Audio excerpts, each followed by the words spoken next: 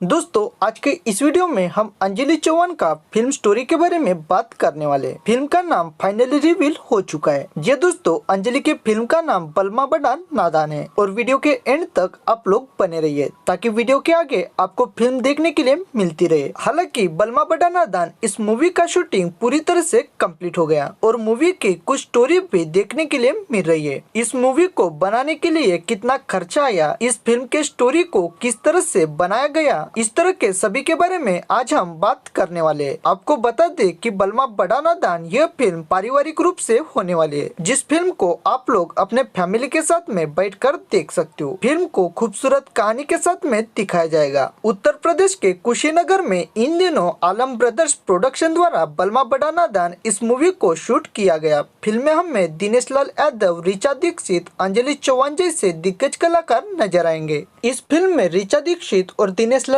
यादव की romance chemistry काफी अलग अंदाज में होने वाली है और इसमें काम करने वाले सभी कलाकार दर्शकों के दिल जीतने वाले, जिसमें यह फिल्म भोजपुरी सिनेमा में एक नया इतिहास रचने की उम्मीद कर रही है। भोजपुरी फिल्म बलमा बड़ा नादान को लेकर दिनेश लाल यादव ने एक गजब की बात अपने फैंस के साथ में शेयर की। उन्होंने बताया कि यह फिल्म दर्शकों के लिए दिवाली का खास तोहफा होने वाली है। इसमें मनोरंजन, रोमांस और ड्रामा का भरपूर तड़का दिया गया है। इसी के चलते उन्होंने बताया कि कुशीनगर के खूबसूरत लोकेशन पर काम करना भी एक बेहतरीन तोहफा है। इसी के साथ में फिल्म का संगीत और डांस दर्शकों को काफी ज्यादा पसंद आएगा। मुझे उम्मीद है कि ये फिल्म दर्शकों के दिलों में एक खास जगह बनाएगी और वो इसे बेहद ही ज्यादा पसंद करेंगे। दोस्तों भोजपुरी सिनेमा एक्टर दिनेश लाल यादव को जुबली स्टार का टैग भी मिल चुका है। अंजलि चौहान की बलमा बड़ा नादान ये भोजपुरी फिल्म जल्द ही रिलीज होने वाली है। इस फिल्म से सभी कलाकार हमें सामाजिक सीख देते हुए नजर आएंगे। सबसे बड़ी बात तो यह है कि फिल्म में पहली बार हमें बॉलीवुड अंदाज नजर आएगा, जिस वजह से ये फिल्म काफी ज्यादा सुपरहिट बनेगी।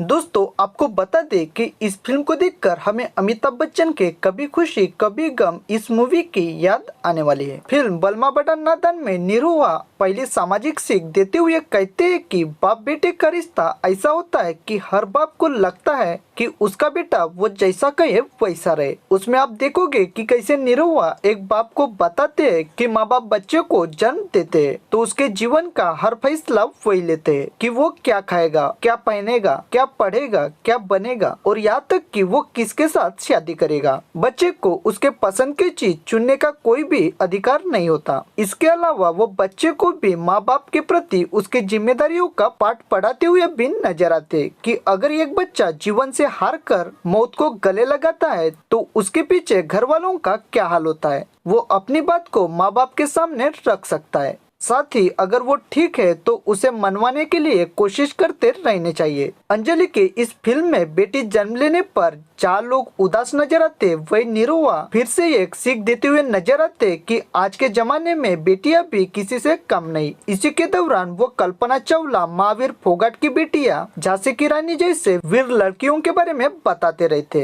अंजलि चौहान की ये फिल्म इनके परिवार से शुरू होती है, जिसमें निरुआ सोया हुआ रहता है और अंजलि उसे उठाने के लिए चली जाती है, क्योंकि निरुआ यह फिल्म में अंजलि के देवर का किरदार निभाएंगे। फिर जैसे तैसे करके ये उनको उठा लेती है। फिर यहाँ पर निरुआ के दादी के किरदार को पेश किया जाता है और ये निरुआ के साथ में मस्ती करती है। फिर निरुआ टहलने के लिए खेत में चले जाते हैं। तभी दूसरी तरफ से ऋचा दीक्षित की एंट्री की जाती है। ऋचा दीक्षित उनके गांव में मेहमान बन के आती है और ऋचा को देखते ही निरुआ को प्यार हो जाता है। फिर निरुआ उसका पीछा करना शुरू करता है। तभी उसे पता चलता है कि ऋचा यह एक जमींदार की रईस बेटी है।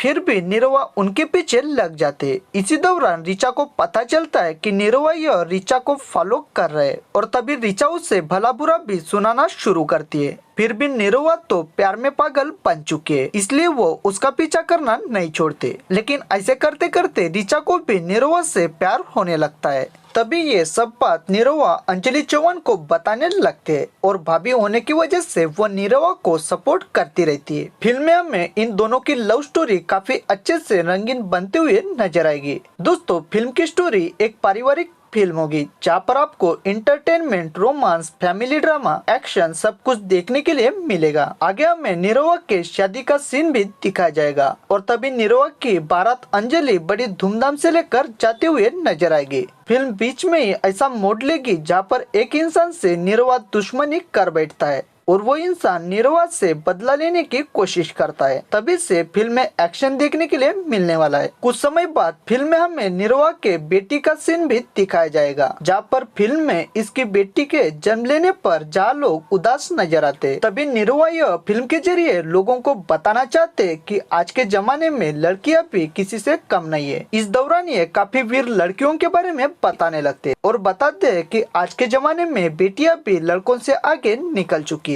साथ ही में बेटियों से नफरत करने वाले लोगों को भी वो बताते हैं कि बेटियां ही है वो पूरे सृष्टि को चलाने का काम करते। वो लड़कियों को लेकर हर एक खूबियों को शेयर करते। इसी में फिल्म के आगे निरहुआ यह सामाजिक बातों के प्रति अपनी सोच को बदलने की राय देते, जिस वजह से ना जाने कितनों के घर तबाह हो चुके।